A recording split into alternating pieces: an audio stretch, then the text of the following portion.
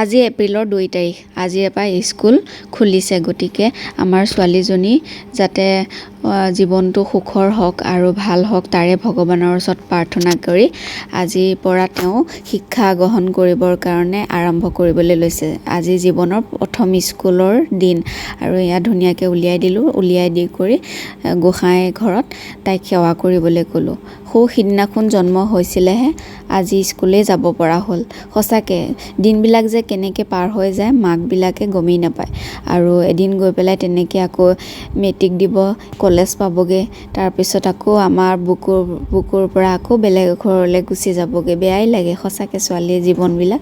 তাৰপিছতে সেয়া আৰু অলপ ভয়ো লাগি আছে যিহেতু প্ৰথম স্কুল, আৰু এইফালে মই বেগটো লৈ লৈছোঁ, মানে আৰম্ভ হ'ল আৰু আজিৰ পৰা চব নতুন, বেগো নতুন, মানে যিহেতু প্ৰথম স্কুল বাপেকে চব নতুন নতুন কিনি দিছে। আৰু এইফালে ছোৱালীক ফ্লাস্ক আৰু বেগটো মই ল'ব লাগিব আৰু আজিৰ পৰা এয়া আকৌ দায়িত্ব বেছি বাঢ়ি গ'ল। বাপেকে জোতাযোৰ পিন্ধাই দিলে ধুনীয়াকৈ, মই বাকী তাইক ভাত খুৱাই দিলোঁ, তাৰপিছতে উলিয়াই দিলোঁ, গা ধুৱাই দিলোঁ, ধুনীয়াকৈ মোৰ চোৰ আচৰি একদম ধুনীয়াকৈ বুজাই বঢ়াই লৈছোঁ আৰু স্কুললৈ যাবলৈ। তাইও বহুত ফূৰ্তি, কাৰণ বহুত দিনৰ পৰা আমি কৈ আছিলোঁ স্কুল যাম বুলি। তাই যিহেতু সুধিয়ে থাকে কেতিয়া যাবা কেতিয়া যাবা, আৰু আজি সেই দিনটো আহি পালেহি।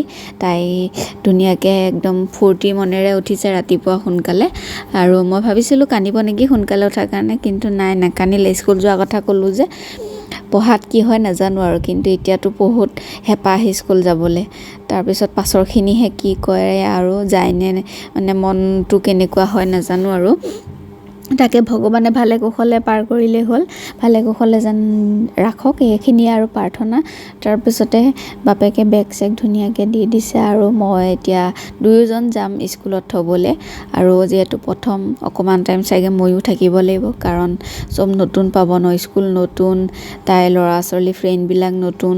আৰু এতিয়া মই তাইৰ পিঠিত বেগটো দিলোঁ, কিন্তু এতিয়া মই ল'ব লাগিব। আহি গ'ল আৰু মোৰ আকৌ দায়িত্ব। আগতে স্কুলত নিজে পঢ়োঁতেতো লৈ গৈছিলোঁ, এতিয়া আকৌ ল'ৰা ছোৱালী বেগ কঢ়িয়াব লাগিব। সেইবিলাক মাকৰ দায়িত্বই, মাতৃত্ব হৈছোঁ যেতিয়া। আৰু ধুনীয়াকৈ বাইকত উঠি গ'ল, তাই নিজে উঠিলে, মই উঠাবলগীয়াই নহ'লে।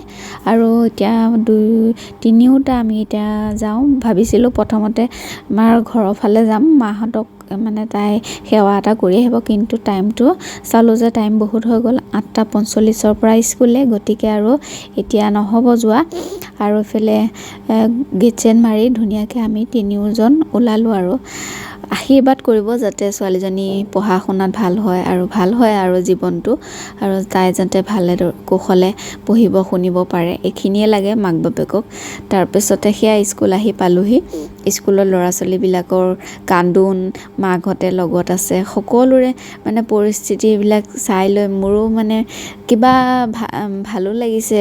আকৌ জন্ম হৈছিলেহে, সেইবিলাক দৃশ্যলৈও মনত পৰি গ'ল সঁচাকৈ। এয়া চাওকচোন মাকহঁতে কেনেকৈ উমলাই আছে ল'ৰাটোক, ছোৱালীজনীক, সকলোকে মাক বাপেক আহিছে, আৰু লগৰ মানে ওচৰতে ৰখি থাকিবলগীয়া হৈছে। সঁচাকৈ কেনেকুৱা দিনবোৰ কেনেকুৱা হৈ গ'ল, আৰু কেইদিনমানৰ পিছত আৰু লাগল আহিবলগীয়াই নহ'ব, আৰু নিজে নিজে আহিব পাৰিব।